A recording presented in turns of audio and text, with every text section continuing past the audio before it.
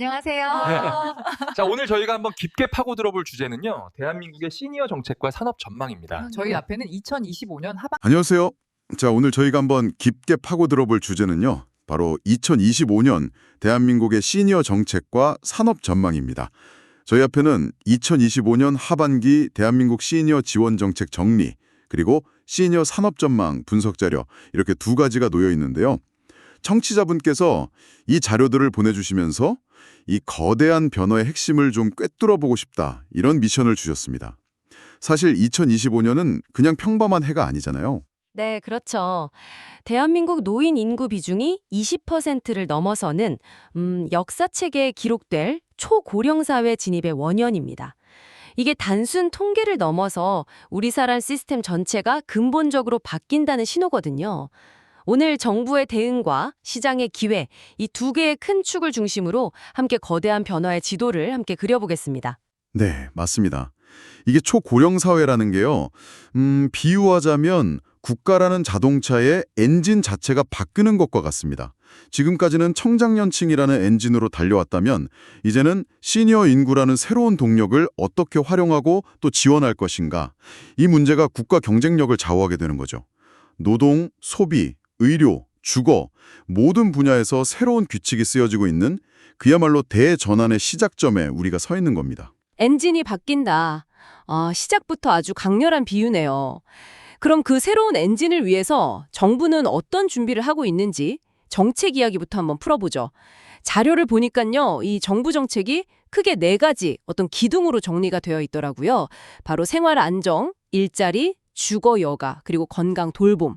얼핏 보면 그냥 분야별로 나열한 것 같은데 이 네 가지를 이렇게 묶어놓은 데에는 뭔가 특별한 이유가 있어 보입니다. 네. 아주 정확하게 보셨습니다. 과거의 노인 정책이 주로 최소한의 생존 보장이라는 어떻게 보면 좀 시혜적인 관점에 머물렀다면요. 네, 그렇죠. 이 네 가지 기둥은 전혀 다른 철학을 보여주는 겁니다. 경제적 안정 위에서 일과 여가로 사회적 관계를 유지하고 또 건강과 돌봄으로 그 모든 활동의 기반을 다져준다. 이런 그림이거든요. 아하.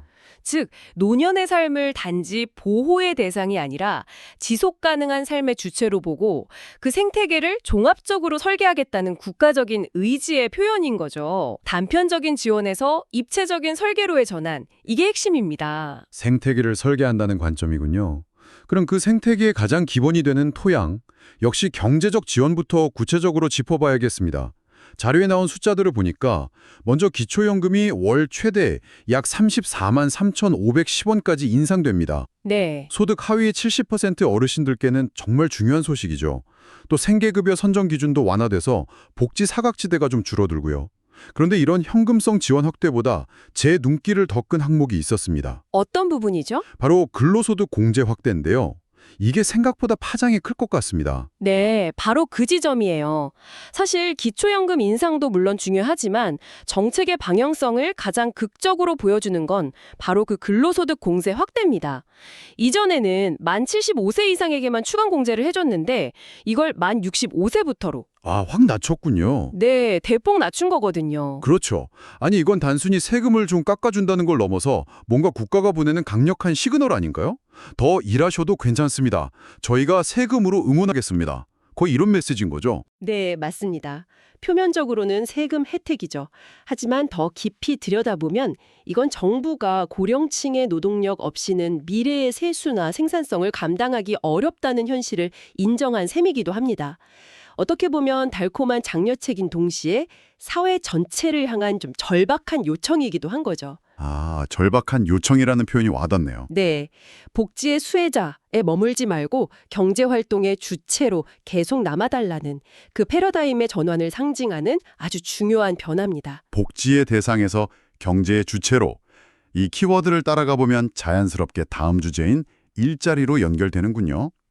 자료에 나온 2025년 노인 일자리 공급 목표가 무려 110만 개, 역대 최대 규모라고 합니다. 정말 어마어마한 숫자죠. 네, 이 숫자만 보면 정말 대단한데 막상 내용을 뜯어보니까 이게 다 같은 성격의 일자리는 아니더라고요. 그렇습니다.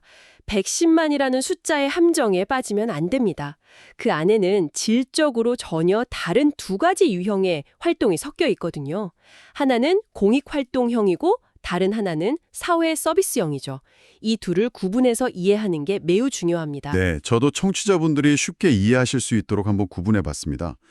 먼저 공익활동형은 월 30시간 정도 일하고 29만 원을 받는 일종의 소일거리 더하기 용돈벌이 이런 개념에 가깝습니다. 네, 그렇죠.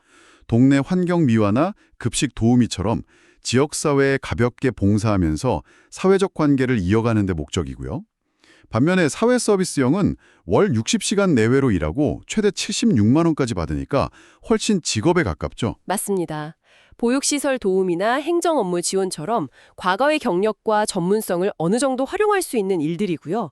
공익활동형의 경우 일자리의 양을 늘리는 데는 기여했지만 이걸 과연 의미 있는 일자리라고 할 수 있나? 세금으로 단기 알바만 양산하는 것 아닌가? 하는 비판도 꾸준히 제기되어 왔거든요. 아, 그런 비판이 있었군요. 반면에 사회서비스형은 어르신들의 경력과 자존감을 살려준다는 점에서 긍정적이지만 그만큼 더 많은 예산과 양질의 일터 발굴이 필요하죠. 그렇군요. 11만 개라는 숫자 뒤에 그런 현실적인 고민이 숨어 있었네요.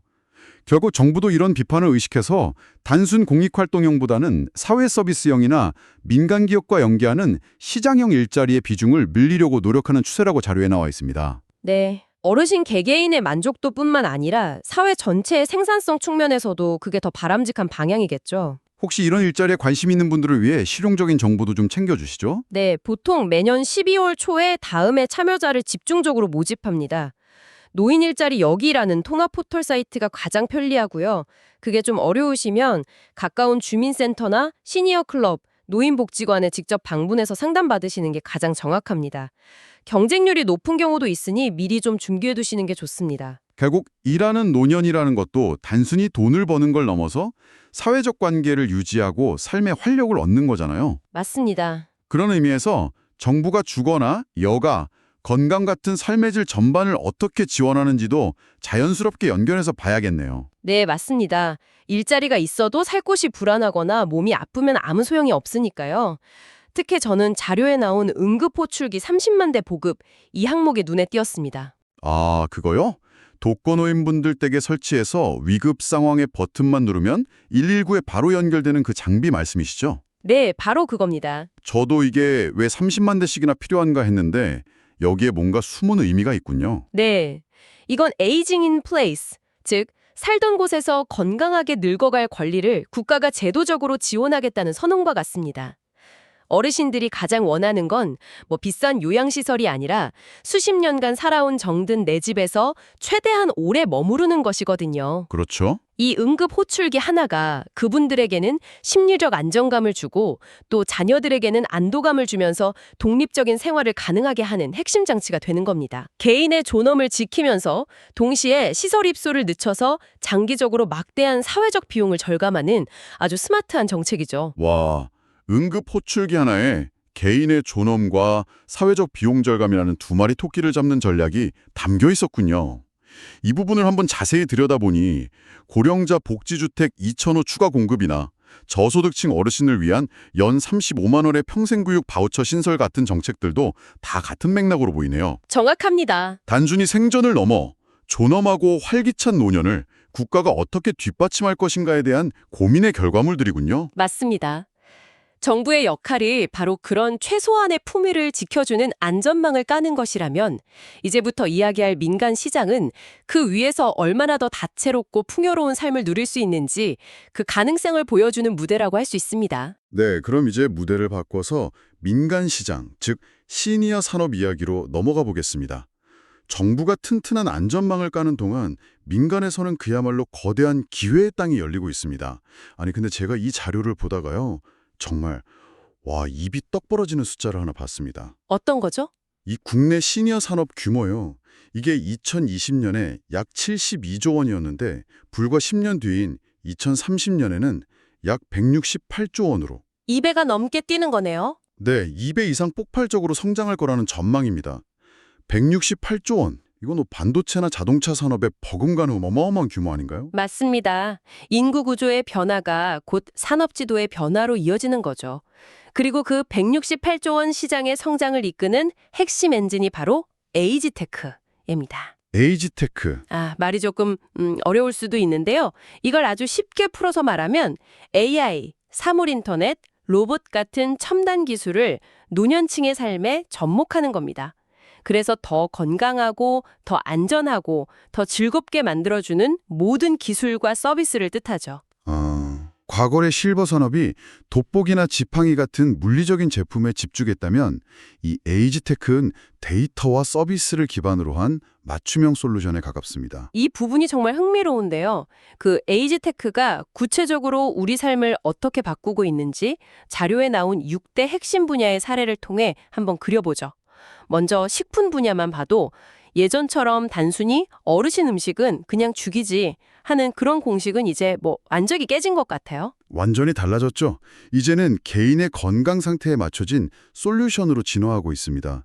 예를 들어 당뇨가 있는 어르신이라면 아침에 혈당 수치를 체크하면 AI가 그날의 맞춤 식단을 딱 추천해 주는 거예요. 와, 그렇게까지요? 네, 점심에는 삼키는 기능이 약해진 분들을 위해서 식감은 부드럽지만 영양소는 그대로 살린 연화식, 그러니까 케어푸드 전문 밀키트가 배달되죠. 저녁에는 셀렉스나 리턴업 같은 브랜드의 고단백 영양 음료로 부족한 근력을 보충하고요.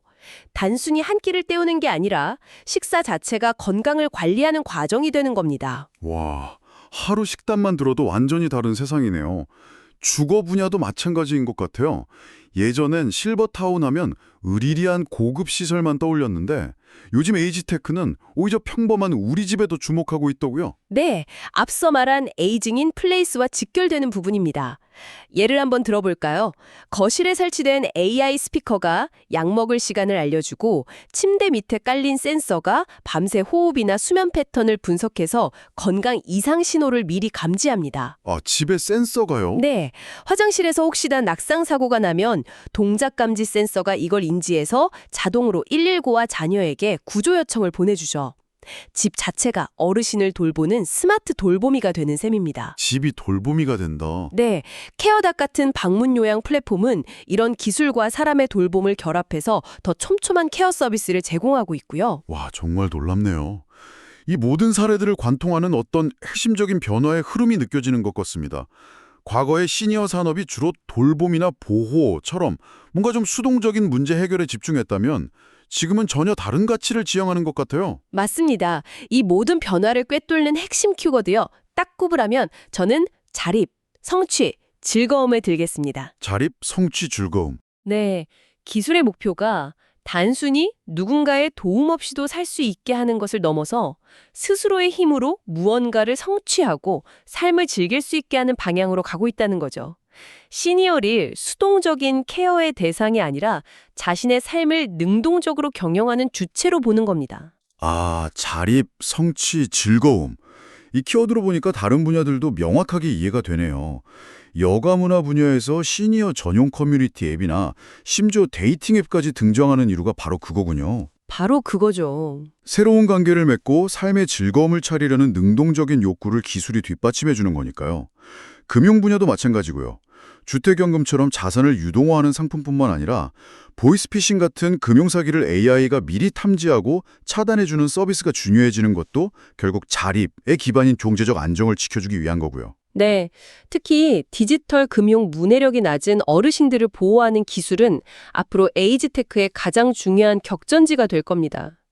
평생 모은 자산을 안전하게 지켜주는 것이야말로 존엄한 노년의 가장 기본 전제 조건이니까요.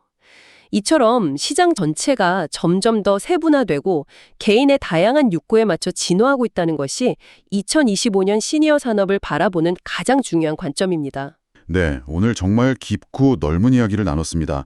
한번 정리해보면 2025년 대한민국은 초고령 사회라는 거대한 전환점에서 한편으로는 정부가 생활 안정부터 일자리, 건강까지 전 방위적인 안전망을 더욱 촘촘하게 짜고 있고요. 다른 한편에서는 민간 기업들이 168조 원 규모의 거대한 시니어 시장을 새로운 성장 동력으로 삼아 혁신적인 기술과 서비스를 쏟아내고 있습니다. 자, 그렇다면 이 모든 현상들, 이게 결국 우리에게 뭘 말해주고 있는 걸까요? 더 넓은 관점에서 보면요. 지금 한국이 겪는 이 변화는 전 세계가 주목하는 거대한 사회적 실험이라고 할 수 있습니다. 가장 빠르게 늙어가는 나라 중 하나인 한국이 이 피할 수 없는 인구 구조의 위기를 어떻게 사회적, 경제적 기회로 전환해내는지 그 모든 과정이 앞으로 다른 나라들에게 중요한 참고서가 될 겁니다.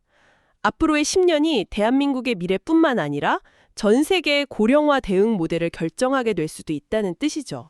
정말 의미심장한 말씀이네요. 오늘 저희는 시니어를 위한 다양한 정책과 첨단 기술, 새로운 상품들을 살펴봤습니다. 들으시면서 많은 정보를 얻고 또 여러 생각을 하셨을 텐데요. 마지막으로 청취자분께 생각해 볼 만한 질문 하나를 던지며 마무리할까 합니다. 오늘 우리가 본 것처럼 노년의 삶을 지원하는 기술과 서비스는 앞으로 상상 이상으로 고도화될 겁니다. 그런데 문득 이런 질문이 떠오릅니다. 모든 것이 편리해지고 자동화될수록 우리는 그 안에서 어떻게 어떤 인간적인 연결과 공동체의 따뜻함을 잃지 않을 수 있을까요?